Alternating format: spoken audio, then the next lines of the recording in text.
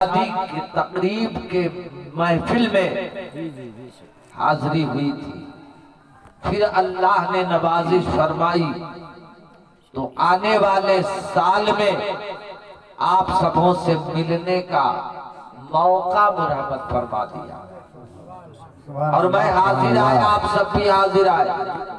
میں نہیں دیکھتا کتنے لوگ ہیں، کیسے لوگ ہیں اور کتنے کیوں نہیں ہے، اتنے ہی کیوں ہے، بات بڑھانی نہیں ہے۔ قرآن کریم کی آیت کریمہ کا مفہوم ہے الرجال قوامون علی النساء، اللہ فرماتا ہم نے مردوں کو عورتوں پہ حاکم بنایا۔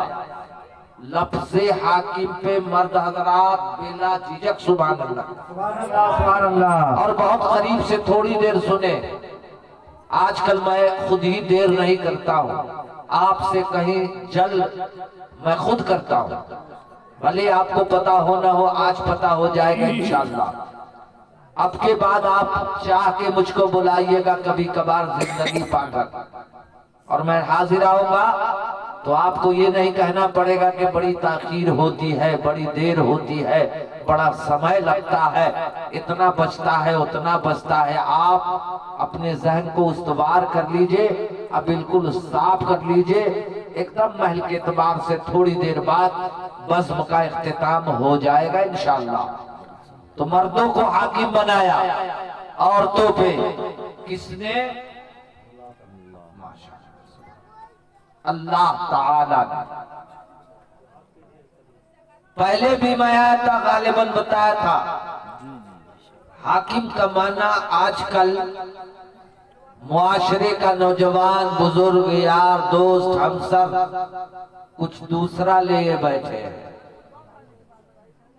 وہ اپنا روب ظاہر کرتے ہیں، لیکن انہیں سوچنا چاہیے حاکم کا معنی لاٹھی مارنا نہیں ہے، حاکم کا معنی لہو لہان کرنے والا نہیں ہے، حاکم کا معنی زخمی کرنے والا نہیں ہے، حاکم کا معنی مار پیٹ کرنے والا نہیں ہے، حاکم کا معنی داغ دھبے لگانے والا نہیں ہے، حاکم کا معنی انبن اور تفاوت لڑائی جھمیلوں سے الگ ہے، بلکہ حاکم کا سیدھا سادھا یہ مطلب ہوتا ہے۔ قرآن سے پوچھئے، قرآن کہتا ہے، رحمان کا ارشاد ہے، حاکم رحمان نے عورتوں پر مردوں کو بنایا تو لاٹھی مارنا نہیں ہے، بھالا مارنا نہیں ہے، زخمی کرنا نہیں ہے، لہو لہان کرنا نہیں ہے، انہیں سہمانا نہیں ہے۔ میاں حاکم کا معنی مہربانی کرنے والا ہے، نگہبانی کرنے والا ہے، رکھوالی کرنے والا ہے، دیکھ بھالی کرنے والا ہے، خبرگیری کرنے والا ہے، اس پہ نظر رکھنے والا ہے۔ سبحان اللہ سبحان اللہ۔ ہمیشہ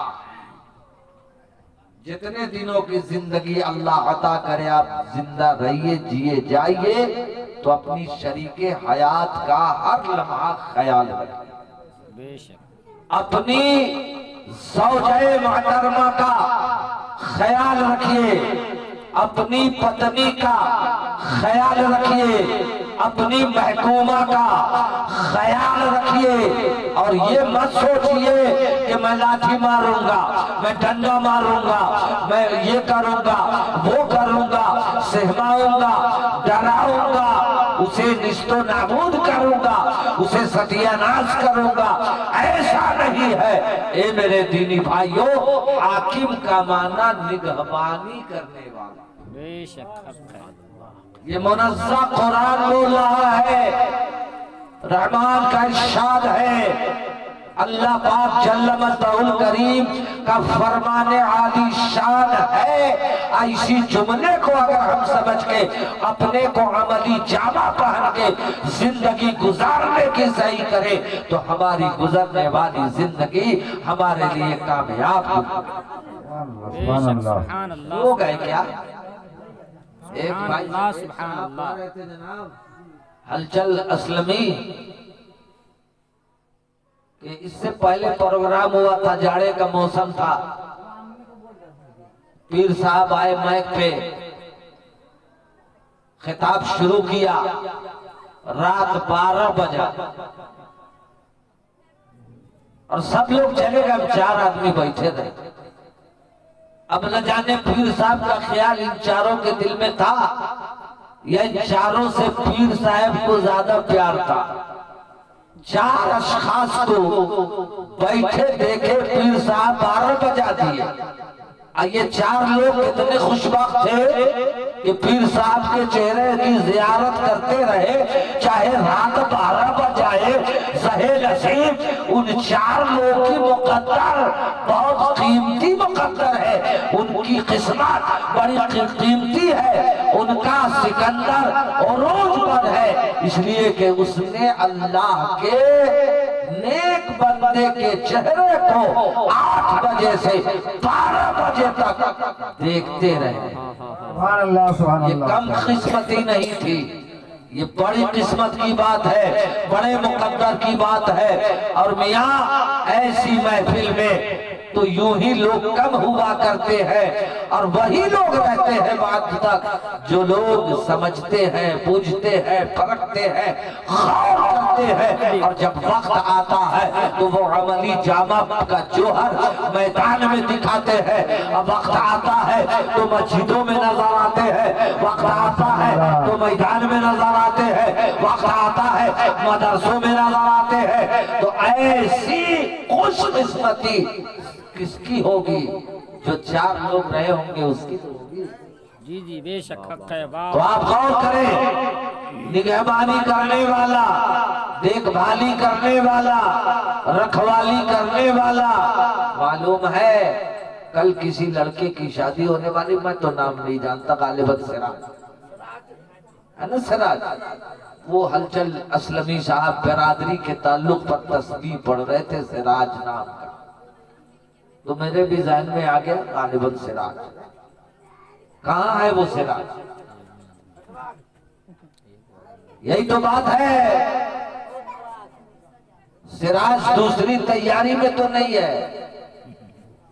اگر ویسی بات ہو تو اللہ انہیں ہدایت نصیب کر دے، پرہیز کا شوق عطا کر دے۔ کم از کم اس بزم میں، اس محفل میں، اس جلسے میں شریک ہونا چاہیے، یہاں بیٹھنا چاہیے، یہاں ہونا چاہیے۔ کون سنے گا، کس کو سنائے؟ اسی لیے تو بہت پہلے کسی نے کہا، لگتا نہیں ہے جی میرا اجڑے دیار میں، کس کو سنائے حال دل بے قرار میں۔ یہی سراج بابو ہے، ماشاءاللہ، سبحان اللہ۔ بیٹھ جائیے 10-5 منٹ کے لیے، ایک دم اطمینان میں بیٹھے، اس طرح مت بیٹھیے کہ ہم کو ڈر لگ جائے گا کہیں کچھ ہو نہ جائے۔ پڑھیے آپ لوگ، اللہم صلی علی سیدنا مولانا محمد مادن الجود والکرم بارک وسلم، صلو علیہ صلی اللہ تعالی وسلم۔ صلو علیہ صلاۃ و سلام علیہ یا رسول اللہ صلی اللہ تعالی علیہ وآلہ وسلم۔ حضرات چند ہی منٹ صحیح، محض آپ کے ذہن میں محفوظ ہونے والی باتیں پیش کرنے کی کوشش کر کے میں رخصت ہونا چاہوں گا۔ توجہ فرمائیں، شادی یہ کیا ہے؟ شادی ہے کیا؟ شادی، واہ واہ واہ،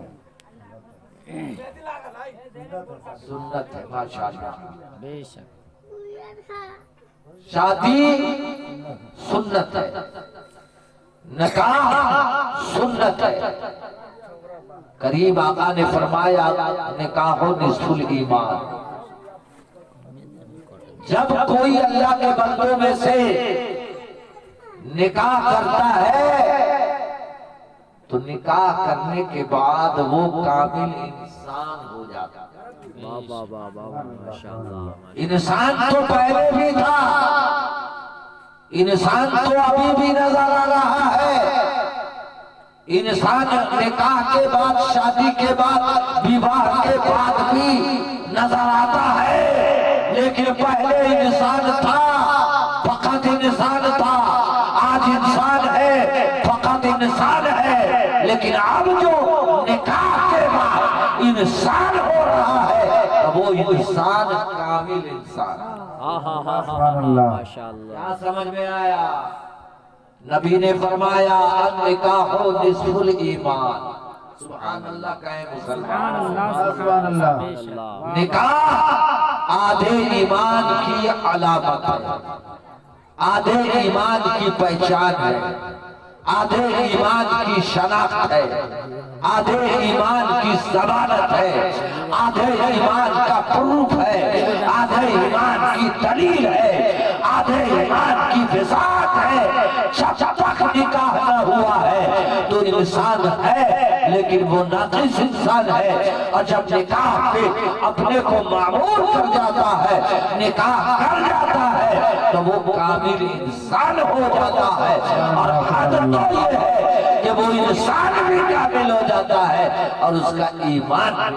واہ واہ واہ. سبحان اللہ سبحان اللہ ذرا زور سے کہیے سبحان اللہ. سبحان اللہ. میں آپ کو نہیں کہتا ہوں کہ یہاں تک آ کے مسافہ کیجئے، اگر کوئی شوق رکھتے ہو آ بھی جائیے گا تو خطرہ نہیں ہے، بجا نہیں ہے، بیکار نہیں ہے، اب صحیح ہے، لایانی نہیں ہے، فضول نہیں ہے، وہ بہت اچھا طریقہ ہے. لیکن ماشاءاللہ دیکھیں یہی سے مسافہ ہو گیا. اللہ جزائے خیر عطا فرمائے. آپ لوگ کہہ دیجئے آمین. الرجال قوامون علی النساء. اللہ فرماتا ہم نے مردوں کو عورتوں پہ حاکم بنایا ہے. حاکم کا معنی نگہبانی کرنے والا. میں بتاؤں کل سراج نکاح کرنے والا ہے نا؟ ارے ہے نا بھائی؟ ہے. سراج کو سنانا ہم کو ہے، نکاح کرنے والا ہے. عقل جب نکاح کر کے واپس گھر لوٹے گا تو پتہ ہے اب سراج اپنی مرضی سے گھر سے باہر نہیں جا سکتا. سراج کہے گا میں تو حاکم ہوں، میری اچھا ہے، میری مرضی ہے، میں جو چاہوں وہ کروں. لیکن شریعت مطہرہ کہتی ہے کہ جب کوئی نوجوان کسی لڑکی سے منسلک ہو جاتی ہے اور اس کا اس سے رشتہ ازدواج ہو جاتا ہے، نکاح کر جاتا ہے، وہ کسی کی بیٹی کو اپنی بیوی بنا لیتا ہے اور کسی کی بیٹی اس کا محکومہ بن جاتی ہے، تو جب تک نکاح نہ ہوا ہے یہ پریفرنس میں ہے، آزادی میں ہے، اپنے آپ میں ہے، پاورفل ہے. اور جب نکاح ہو جاتا ہے تو آنے والی بیوی بھی پاورفل ہو جاتی ہے. بھلے ہی شوہر کے سامنے وہ محکومہ ہے، لیکن اب شریعت کہتی ہے کہ اس کا وہ نکاح کرنے والا مرد، اس سے وہ نکاح کرنے والا لڑکا، اس سے وہ نکاح کرنے والا اس کا شوہر، اس سے نکاح کرنے والا اس کا مرد، اسے نکاح کرنے والا اس کا پتی، شوہر، خاوند، جب گھر سے باہر جانا چاہے گا تو مصطفیٰ کی شریعت کہتی ہے اے نوجوان تمہیں اپنی بیوی سے اجازت لینے کی ضرورت ہے. بے شک. سر نہ ہلائیے، اگر اچھا لگتا ہے تو سبحان اللہ منہ سے بولو. کیا ہے شریعت کا نرنے فیصلہ؟ کبھی ہم لوگوں نے سوچا ہے، سمجھا ہے، گربان میں جھانکا ہے، دل کی عطا سمندر میں غوطہ لگائے ہیں، ڈبکی مارے ہیں، کبھی قریب سے سوچے ہیں اور اس کا نتیجہ پرگٹ کیا ہے؟ مصطفیٰ کی شریعت کہتی ہے ابے نوجوان اب تم پردیس جانا چاہتے ہو، جانا تو ضروری ہے، جانا تو چاہیے ہی. روزی کمانے کا متلاشی تو بننا ہی ہوگا، اس کے کھانے کے لیے خوراک مہیا کرنا ہی ہوگا، اس کے اڑن پلن کے لیے ساڑیاں کپڑے لانا ہی ہوگا، اس کے کھانے کے لیے رزق کا تلاش کرنا ہی ہوگا. یہ ساری وستویں تمہیں لانی پڑے گی. باوجود اس کے جب جانا ہوگا تو جانے سے پہلے اپنی بیوی، اپنی زوجہ، اپنی محکومہ اور منکوحہ سے تمہیں پوچھ لینا. گناہ ہے پوچھے میں؟ پوچھئے گا نا آپ لوگ؟ ارے پوچھئے گا نا جی. شریعت کا فیصلہ ہے کہ جب جاتے وقت تم نے اجازت کا مطالبہ کیا، تمہاری بیوی نے، تمہاری شریک حیات نے، تمہاری منکوحہ نے، تمہاری زوجہ نے بخوشی اجازت بخش دی دیتی، تم جانے پہ آمادہ ہو گئے تو سن، تمہیں کہنا پڑے گا اتنے دنوں کے بعد واپس آؤں، مذاق نہیں ہے، اتنے دنوں کے بعد واپس آؤں گا۔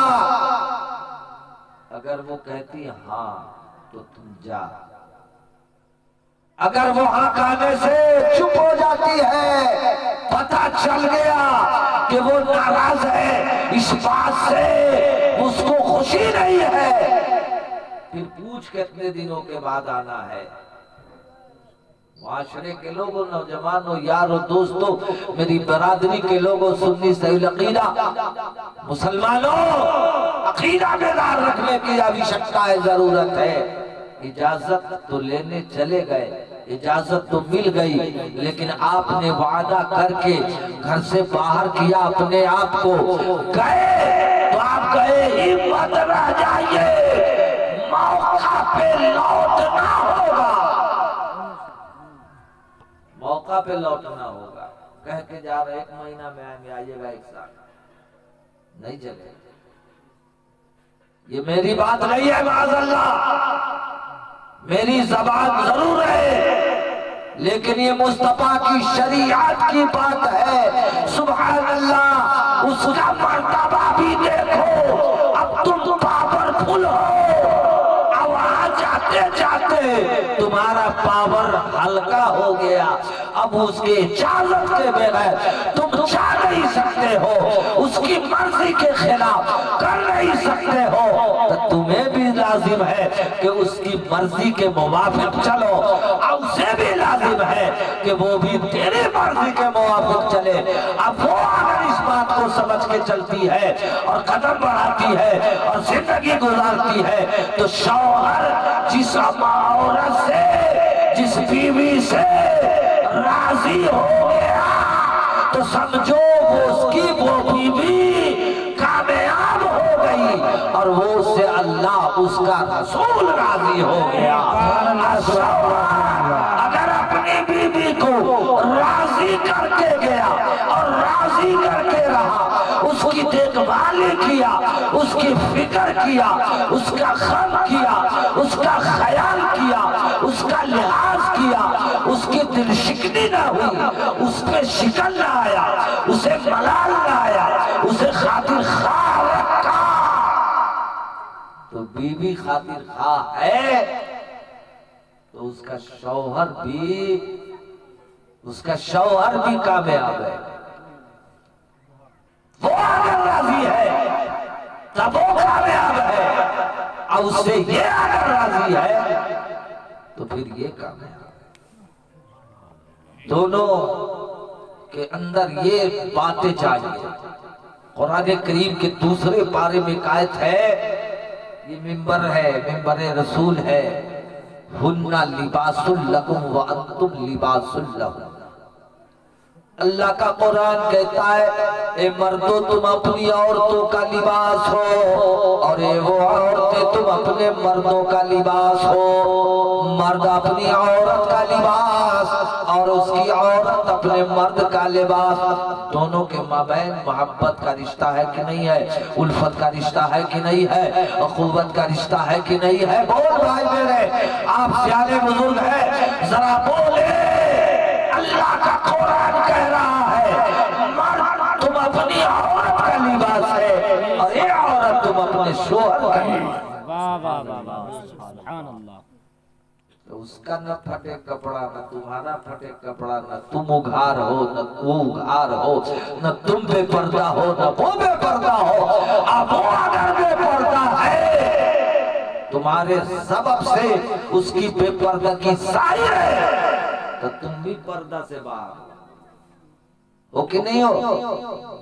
لباس کا معنی پردہ کرنا، وسط کا معنی عیب پوشی کرنا، تو مرد گویا اپنی بیوی کے عیب چھپانے والا ہے، اور اس کی بیوی اپنے شوہر کا عیب چھپانے والی ہے، یہی دو جملے کو سمجھ کے چلے تو زندگی گزرے گی، چار چاند لگ جائے گا اور نکھار پیدا ہو جائے گا۔ اب سراج کا کل نکاح ہوگا، کل کے نکاح کے بعد سے سراج اس بات کیا فکر مند رہے کہ اس کی بیوی کسی موقع ناراض نہ ہو، اس کی بیوی کسی موقع روٹھ نہ جائے، اسے کوئی غم نہ ہو، اسے کوئی تکلیف نہ ہو، وہ بھوکی نہ رہے، وہ پامال نہ ہو، وہ نڈھال نہ ہو، وہ زخمی نہ ہو۔ ضروری ہے کہ نہیں ہے؟ قرآن کا یہ ترجمہ ہے اس آیت کا، تم اس کے لباس ہو وہ تمہارے لباس ہے، اور لباس کا معنی ہے بدن کا چھپا لینا، عیب کا چھپا لینا، تو تم اس کے عیب کو چھپاؤ وہ تمہارے عیب کو چھپا لے، تم اس کا خیال رکھو وہ تمہارا خیال رکھے۔ سبحان اللہ، یہی جذبہ لیے اللہ ہماری زندگی عطا فرمائے تو ہماری زندگی کامیاب گزرے گی انشاءاللہ۔ بیدار رہیے، بیدار، بیکار مت ہوئیے۔ آقا کریم صلی اللہ تعالی علیہ وآلہ وسلم کی بارگاہ میں ایک سائل آتا ہے اور آ کے عرض کرنے لگتا ہے، فداک ابی و امی، یا رسول اللہ صلی اللہ تعالی علیہ وآلہ وسلم، آپ پر میں اور میرے ماں باپ قربان جائے آقا، عورت خوبصورت کون ہوتی ہے؟ کون عورت حسین ہے؟ آپ کہو گے جس کی آنکھیں بڑی بڑی ہیں، آپ کہو گے جس کے پاؤں بڑے اچھے ہیں، آپ کہو گے جس کے چہرہ صاف ہے، آپ کہو گے جس کا دل ڈول میں اچھا ہے، جس کی صورت اچھی ہے وہ اچھی ہے۔ لیکن آؤ نبی کی بارگاہ میں جب نبی سے سائل نے سوال کیا، دریافت کیا، تو اس موقع نبی اکرم صلی اللہ تعالیٰ علیہ وآلہ وسلم ارشاد فرماتے ہیں، اے میرے سنی مسلمانوں، جیال مسلمانوں، نبی سے دریافت فرمایا گیا عورت حسین کون ہوتی ہے؟ تو نبی نے پڑھ کے فرما دیا، عورت وہ خوبصورت ہے، عورت وہ حسین ہے، عورت وہ جمال والی ہے، عورت وہ چمکدار ہے، عورت وہ حسن والی ہے۔ کون عورت جمیل ہے؟ کون عورت حسین ہے؟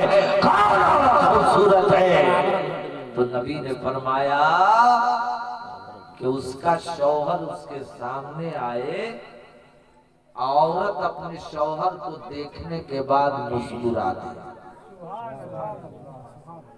اچھا میرے بھائی، تکلیف نہ ہو یہ جملہ میں کہتے ہیں، آج کل ہمارے آپ کے مائیں بہنیں، معاشرے کی خواتین اسلام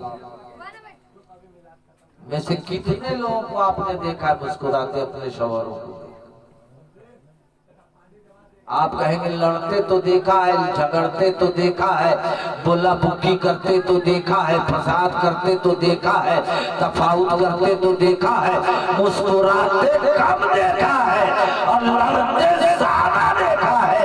اب بھلا بتاؤ، جس نے لڑ لیا وہ اپنا سودا خراب کر لیا، اس کی دنیا بھی خراب اور اس کی آخرت بھی خراب۔ جو مسکرا دیا شوہر کو دیکھ کر، نبی فرماتے ہیں عورت اپنے مرد کو، شوہر کو، پتی کو، خاوند کو دیکھ کر مسکرا دے، اسی لمحے اگر اس کا مرد مسکرا دیا، اس کا شوہر مسکرا دیا، تو اس عورت کے لیے جنت لازم ہے۔ محنت بہت کم ہے، جنت آسانی سے حاصل ہو جائے۔ اللہ اکبر کبیر۔ تو آئیے میں آگے بتاتا ہوں آپ کو ایک بات عرض کر دوں جو ہمارے ہلچل اسلمی صاحب نے میری کان میں کہا، آپ لوگوں نے سنا ہوگا اور بارہا سنا ہوگا، شادی حسین چیز کا نام ہے اور نبی کی اہم سنت ہے، اہم سنت۔ تو اس سنت کی ادائیگی سادگی سے ہونی چاہیے، بزرگ حضرات کہیں گے سبحان اللہ، اور نوجوانوں کو بڑا طنز لگے گا، وہ کہیں گے شاید ہمارا پروگرام ان کو کوئی بتا دیا ہے۔ نہیں، میں بتاتا ہوں، نبی اکرم صلی اللہ تعالی علیہ وآلہ وسلم کی بارگاہ میں ایک شخص آتا ہے اور آ کے عرض کرتا ہے آقا، جب کوئی لڑکا شادی کرنا چاہتا ہو، جب اس کی تاریخ طے ہو گئی ہو، بارات جانے والی ہو، دن آ گئے ہو، سنو سنی مسلمان، تو لڑکا کے بارے میں پوچھا گیا، آقا جب کوئی لڑکا بیاہ جانے والا ہو تو اپنے شادی کے ایام میں، شادی کے دنوں میں، بارات سے پہلے کے دنوں میں کون سا کام کرے جو بہتر ہے؟ بہت کم لوگ توجہ دیں گے، میں کہوں گا توجہ دیجئے، اگر آپ خاطر خواہ نہیں ہو پا رہے تو میرا کچھ نہیں بگڑتا ہے، اپنا تو کام ہے کہ جلاتے چلو چراغ، راستے میں چاہے دوست کے دشمن کا گھر ملے۔ میں آیا ہوں اللہ رسول کی بات آپ کے ذہن و دماغ میں اتارنے کی کوشش کر کے پیش کرنے کو، شاید آپ کو اچھا لگے یا جیسا لگے میں تو کہہ کے چلا جاؤں گا، بہت قیمتی بات میں نے کہہ دیا اور آپ لوگوں میں سے آواز نہیں آئی ہے۔ اے میرے جانے مسلمانوں، برادری کے لوگوں، مردوں عورتوں، نوجوانوں بزرگوں، یاروں دوستوں، معاشرے کے لوگوں، نبی کی بارگاہ میں ایک شخص آکے عرض کرتا ہے آقا، نوجوان بیاہ جانے والا ہو، جب کوئی لڑکا شادی کرنے والا ہو، اس کی تاریخ طے ہو گئی ہو، اس کے بارات کے دن آنے والے ہو، تو شادی کے دنوں سے پہلے، شادی کے ایام میں، بارات سے پہلے کے ایام میں لڑکا کون سا کام کرے جو بہتر ہے؟ میں نہیں، یہ نہیں، الجلس نبی نہیں، مولانا مجھے روا نہیں، آپ ہما شما نہیں، یہ کسی کی مجال نہیں ہے، یہ ممبر ہے، قولین کے آقا فرماتے ہیں جب کوئی لڑکا بیاہ جانے والا ہو تو بارات کے دن آوے، اس سے پہلے کے دنوں میں لڑکا کام وہ کرے جس سے اللہ اس کا رسول راضی۔ واہ واہ واہ، سبحان اللہ سبحان اللہ۔ اب کون سا کام؟ تو کریم آقا صلی اللہ علیہ وآلہ وسلم نے فرمایا کہ جب کوئی لڑکا بیاہ جانے والا ہو تو شادی کے دنوں میں وہ مسجد کو زیادہ آئے جائے۔ سبحان اللہ سبحان اللہ۔ نبی نے نہیں کہا ناچ کروائے، نبی نے نہیں کہا یہ کرے وہ کرے، نبی نے فرما دیا اے نوجوان جب تمہیں اللہ نوازے، اے نوجوان جب تمہیں اللہ ایسا دن دکھائے، اے نوجوان جب تم شادی کرنے پہ آمادہ ہو، اے نوجوان جب تم نکاح کرنے والا ہو تو نکاح سے پہلے کے دنوں میں اللہ کے گھر میں زیادہ آیا جایا کرو، نماز پڑھا کرو، سجدے کیا کرو، مسجد کی زیارت۔ سبحان اللہ سبحان اللہ، بیش ماشاء اللہ، بہت خوب، بے شک حق ہے، واہ واہ واہ، سبحان اللہ سبحان اللہ، بے شک۔ زبان سے بولیے سبحان اللہ۔ نبی کی زبان فیض ترجمان کا ارشاد ہے کہ لڑکا مسجد کو زیادہ آئے جائے۔ نوجوانوں آپ بیدار رہو، مرد مسجد کو جائے آئے، آج کل تو مسجد کا نام ہی نہیں آتا ہے، ہم مسجد تک تو جاتی ہیں ماں بہنیں، جھمرا گاتی، اب کون گاتی ہے، کیسے گاتی ہے وہ میں نہیں کہوں گا، لیکن عام رواج ہے، سمجھے نا؟ تو مسجد کو جائے آئے کون؟ لڑکا کی شادی ہونے والی ہو، تاریخ طے ہو گئی ہو، بارات جانے والی ہو، بھیڑ بھاڑ، ایک دم گرما گرمی، افراتفری، خوشیوں کا دن آئے، اس دن میں اللہ کے گھر کی زیارت کرے وہ لڑکا جس کا بیاہ ہونے والا ہو۔ سبحان اللہ سبحان اللہ. اب نبی سے پھر پوچھا گیا آقا یہ تو سمجھ میں آ گیا لڑکا مسجد کو جائے آئے سجدہ کرے نماز پڑھے نماز کی تیاری کرے اللہ کے گھر کی زیارت کرے کوئی لڑکی بھی آئی جانے والی ہو تب وہ لڑکی شادی کے پہلے کے دنوں میں کون سا کام کرے آقا جو اس کے لیے بہتر ہو افضل ہو اعلیٰ ہو منزہ ہو مشفع ہو مزکہ ہو تو کونین کے آقا نے فرما دیا لڑکی شادی کے ایام میں شادی سے پہلے کے دنوں میں اللہ کے قرآن کی تلاوت واہ واہ واہ بے شک حق ہے سبحان اللہ سبحان اللہ لڑکا سبحان اللہ سجدہ زیادہ کرے مسجد میں آئے جائے اور لڑکی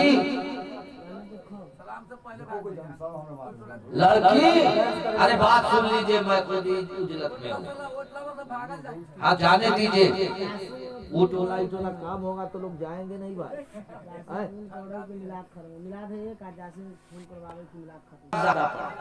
سیدھا اب آپ کہیے گا لڑکا نماز پڑھے نہیں آتا ہے کیسے پڑھے گا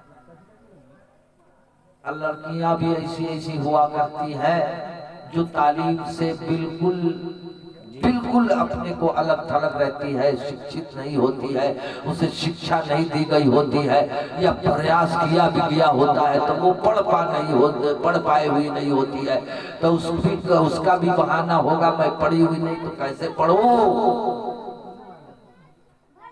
لڑکا مسجد کو جائے یا جو لڑکی نہ پڑھی ہوئی ہے تو اس کے شادی کے ایام میں اگر نہ پڑھی ہوئی ہے تو کسی اور لڑکی کو بلائیے کسی میڈم کو بلائیے پھر قرآن پڑھوائیے اور اس لڑکی کو وہاں بیٹھا کے سنوائیے اسے ایک بات سمجھ میں آتی ہے پھر نبی کریم صلی اللہ علیہ وسلم سے پوچھا گیا آقا یہ مسجد کو جائے ہے لڑکا سمجھ میں آتا اسے کیا فائدہ اور لڑکی قرآن کی تلاوت گھر میں کرے زیادہ اسے کیا فائدہ تو کریم آقا نے فرمایا جس کے سبب آج ہر کوئی لاچار ہے ہر گارجین مجبور ہے بیٹے کا باپ مجبور ہے سماج کا لیڈر مجبور ہے اگلا مجبور ہے اور کچھ ایسے کام آتے ہیں اور کچھ کارنامے پیش ہوتے ہیں جس سے ایک دوسرے کو تکلیف ہوتی ہے باوجود ہوتا ہے نبی نے فرما دیا لڑکا مسجد کو جائے گا نماز پڑھے گا تو وہ گانے سے پرہیز کر جائے گا ناچ سے پرہیز کر جائے گا فحش کلامیوں سے پرہیز کر جائے گا ڈرامہ سے پرہیز کر جائے گا گانے بجانے سے پرہیز کر جائے گا اور لڑکی جب قرآن کی تلاوت کرے گی تو اس کی کان میں اگر آواز جائے گی تو اللہ کے قرآن کی آواز جائے گی تو لڑکی بھی محفوظ ہو جائے گی اور لڑکا بھی محفوظ ہو جائے گا اب اس دونوں جوڑوں کے مابین شادی کے بعد زندگی کے کسی حصے میں کوئی بھی پریشانی نہیں آئے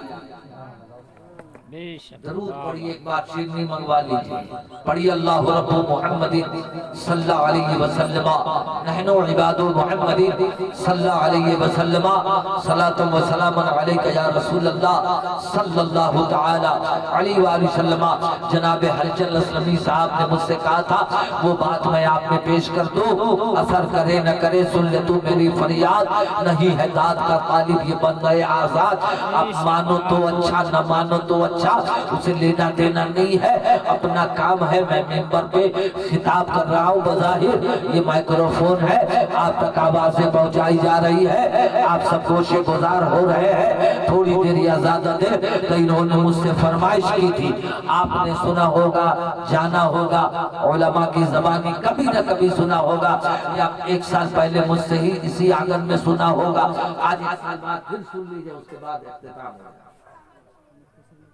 حضرت آدم علیہ السلام سب سے پہلے حضرت آدم علیہ السلام جنت میں پیدا کیا کہاں پیدا کیا گیا آدم علیہ السلام مرد کی صورت میں آئے اللہ کی جنت میں کسی چیز کی کمی بے شک حق ہے کسی چیز کی نہ کل کمی تھی نہ آج کمی ہے نہ قیامت تک کمی ہونے والی ہے، کیونکہ جنت اللہ بے شک اور اس جنت پہ قبضہ رسول اللہ کا ہے، اس میں کیا کمی ہے؟ اللہ کی عطا کردہ جنت پہ قبضہ میرے نبی کا، تیرے نبی کا، سب کے نبی کا، نبیوں کے نبی کا۔ ارے مل کے کہیے پیارے محمد عربی صلی اللہ علیہ وسلم کا۔ تو میں عرض کر دیتا ہوں جلدی 2 منٹوں میں، آدم علیہ السلام جنت میں پیدا ہو گئے، کیے گئے، آپ کی تخلیق فرمائی ہوئی، خلقت ہو گئی، بعثت ہو گئی، پیدا ہو گئے، جنم لے لیا۔ تھوڑے دنوں کے بعد آدم علیہ السلام کی طبیعت اچاٹ التجا کی مولا کی بارگاہ میں، اے اللہ تیری جنت میں مجھے آدم کی طبیعت نہیں لگ رہی ہے۔ التجا پہ التجا، التجا پہ التجا، مگن پہ مگن مانگا جا رہا۔ آدم علیہ السلام اللہ کے پیغمبر ہیں، اللہ کی جنت میں پیدا ہوئے، اور اللہ کی جنت میں آدم پیغمبر کی طبیعت نہ لگ رہی تھی۔ میرے دوستوں، معاشرے کے لوگوں، اس موقع آدم علیہ السلام سے اللہ رب العزت نے پوچھ دیا، آدم میری جنت میں کس چیز کی کمی ہے، کس شے کی کمی ہے؟ آدم علیہ السلام نے عرض کیا، مولا تیری جنت میں باغ ہے، بہار ہے، پھل ہے، فروٹ ہے، نہریں ہے، چشمہ ہے، ساری کی ساری چیزیں ہیں، مگر مولا مجھے آدم کی نہ جانے طبیعت لگ نہیں رہی ہے، کیا وجہ ہے؟ تو پھر رب نے پوچھا، بتا کس وجہ سے، کس سبب سے، کیا رموز ہے، کیا اسرار ہے، کیا بھید ہے، کیا کھید ہے؟ آدم علیہ السلام نے ایک بات کہی تھی، ذرا غور سے سننا میرے پیارے سنی مسلمانوں، معاشرے کے لوگوں، یہاں عورتیں بھی بیٹھی ہیں، آپ مرد حضرات بھی بیٹھے ہوئے ماشاءاللہ۔ آدم علیہ السلام مرد کی صورت میں آئے، التجا کی تیری جنت میں طبیعت نہیں لگ رہی ہے۔ اللہ نے پوچھ دیا کیوں، کیسے، کاہے، کس وجہ سے؟ تو آدم نے ایک ہی بات کہا تھا میرے پیارے، ایک ہی بات کہا تھا کہ سب چیز نظر آ رہی ہے، ایک چیز نظر نہیں آ رہی ہے، ایک چیز تیری جنت میں نظر نہیں آ رہی ہے، اور اس ایک چیز کے نہ ہونے کی وجہ سے مجھے آدم کی طبیعت نہیں لگ رہی ہے۔ آخر آدم علیہ السلام نے کہی دیا کہ تیری جنت میں مرد تو ہے لیکن عورت نہیں ہے، جب تک عورت نظر نہیں آئے گی تو مرد کی طبیعت نہیں لگے گی۔ اے لوگوں، معاشرے کے لوگوں، برادری کے لوگوں، سنی سعید عقیدہ لوگوں، مسلمانوں، اس دن مرد کی صورت میں التجا کر کے مگن مانگا کہ عورت چاہیے ہوگا، عورت۔ تو آدم علیہ السلام کی دعا کو سن لیا مولا نے، اور آدم علیہ السلام کو پہلے نیند نہیں آتی تھی، مناسب صورت پر اچاٹ پنی کے شکار تھے، ذہن میں گردش تھا، ٹینشن تھا، معاذاللہ اس بات کا ٹینشن تھا، جب سو کے جاتے تھے نظریں چار جانب لگاتے تھے، نگاہ توجہ فرماتے تھے، عورت نظر نہیں آتی تھی، تو آدم نے کھل کے کہا مرد کیسے رہ سکتا ہے ایک عورت کے بغیر؟ تو یہیں پر یہ بھی جواب ملتا ہے، اور عورت کیسے رہ سکتی ہے ایک مرد کے بغیر؟ آج کہاں ہو وہ عورتیں، آج کہاں ہے یہ مرد؟ کل آدم نے کہا عورت کے بغیر تیری جنت میں مجھ آدم کی طبیعت نہیں لگ رہی، تو آدم علیہ السلام کی نیند اٹھ گئی تھی، اچاٹ پنی کے شکار تھے۔ آخر کار اللہ رب العزت نے ایک موقع آدم علیہ السلام کو ایسی نیند میں سلایا، گہری نیند میں سلایا، اس طرح سلایا جب آدم سو گئے تو حکمت الہیہ کے تعلق پر آدم علیہ السلام کی شریر سے، جسم سے، عظم سے ایک ٹکڑا اللہ نے باہر کیا، اور اسی ٹکڑے سے حضرت حوا علیہ السلام کا وجود بخشا، ایک عورت بنائی گئی، اور آدم علیہ السلام اب چلیے آدم علیہ السلام بیدار ہوئے تو بیداری کے بعد نظر پڑ گئی حوا پہ، بڑھانا نہیں بالکل سمیٹ کر حوا علیہ السلام پہ۔ آج فخر سے کہتے ہو ساری برادری کے لوگوں اب دنیا میں آئے ہیں تو ہمارا باپ آدم ہے، اب دنیا میں آئے ہیں تو ہماری حوا ماں ہے، دادی ہے، دادا آدم ہے، ہم آدم و حوا کی اولادیں ہیں۔ تو ناشکرہ ہم لوگ ہیں، ناشکرہ ہے۔ تو اس موقع آدم کی نظر پڑی حوا پہ، معاملہ بڑھانا نہیں ہے سمیٹ کے چلیے۔ آدم علیہ السلام نے اپنے کو خوشی حاصل کی اور بڑھنا چاہا تو ادھر سے جواب مل گیا، خبردار۔ ایک مرد عورت کی طرف بڑھا تو عورت نے کہہ دیا خبردار، خاموش، جگہ پہ رہا۔ کہا کیوں؟ تو کون ہے؟ کہا ہوا ہے۔ کہا تو یہاں کیسے آیا؟ کہا تیرے لیے آیا۔ اب تو میرے لیے؟ تو آدم کہتے جب تو میرے لیے ہے میں تیرے لیے ہوں تو پھر کیا آڑ ہے؟ تو حوا علیہ السلام نے کہا ابھی باقی ہے۔ اس لفظ باقی پہ یہی بات تھی، نکاح باقی تھا۔ سبحان اللہ، ارے بولیے وولٹیج بڑھا کے، آخری بات ہے، نکاح باقی تھا۔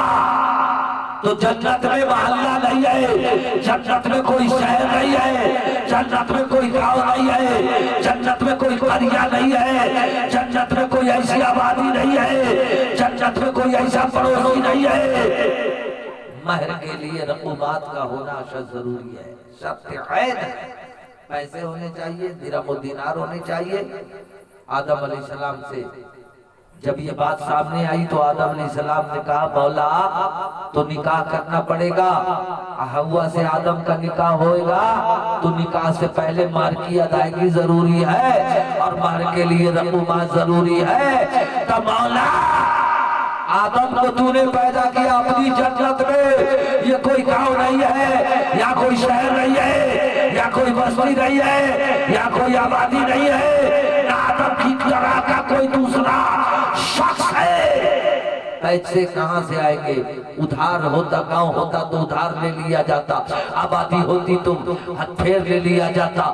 موقع پہ تو آواز آئی اے آدم تو چاہتا ہے تیرا نکاح ہوا سے ہو جائے؟ المختصر تو آدم ایک قدم بڑھ گئے اور عرض کیا مولا تیرا لاکھ لاکھ شان اور شکر ہے، میں تو یہی چاہتا ہوں اور یہی تو میری مرضی کی بات ہے، اس کی تکمیل فرما دے میرے مولا۔ تو آواز آئی آدم میرے نبی پر 10 بار اپنی زبان میں درود پڑھ دے۔ کئی بار؟ 10 بار درود پڑھ دے۔ آدم علیہ السلام نے مصطفیٰ پر 10 بار درود پڑھ کے اور حوا کو اپنے نکاح میں لے لیا اور نکاح میں مہر کے عوض کونین کے آقا پر درود پڑھ دیا۔ درود پڑھ دیا یہ ثابت ہے کہ کامیابی کی دلیل ہے، کامیابی کی ضمانت ہے۔ جب وہاں بات بنانی تھی تو درود پڑھ دیا آدم نے تو بات کر گئی، اللہ ریجھ گیا، مان گیا، راضی ہو گیا اور آدم کو حوا مل گئی۔ حوا سے آدم کا نکاح ہو گیا اور نکاح میں آدم کے حوا علیہ السلام آ گئی، دونوں میاں بیوی ہو گئے۔ آخر کار میرے دوستو درود پڑھنا بڑے ہی بابرکت اور بڑے ہی افضلیت کا ذریعہ ہے اور کامیابی کا راز ہے۔ تو آدم و حوا کا نکاح ہو گیا، نکاح کے بعد یہ دنیا آباد ہو گئی۔ آج اگر آدم و حوا میں نکاح نہ ہوا ہوتا تو آج سراج کا نکاح کل موچٹی میں جا کے نہیں ہوتا، آپ کا نکاح کہیں نہ ہوا ہوتا، میرا نکاح کہیں نہ ہوا ہوتا، آپ کی بیٹی کا کسی کے بیٹے سے نکاح نہیں ہوتا۔ ارے ہوتا تو کیسے ہوتا؟ آدم نہیں ہوتے، حوا نہیں ہوتی تو کوئی آدمی ہی نہیں نظر آتا، نہ مرد ہوتے نہ عورتیں ہوتی۔ تو نکاح کے لیے مرد و عورت کا ہونا ضروری تھا۔ میرے دوستوں معاشق پر وقت کی قلت دامنگیر ہے، چلیے میں نے عنوان دیا تھا الرجال قوامون علی النساء، اللہ فرماتا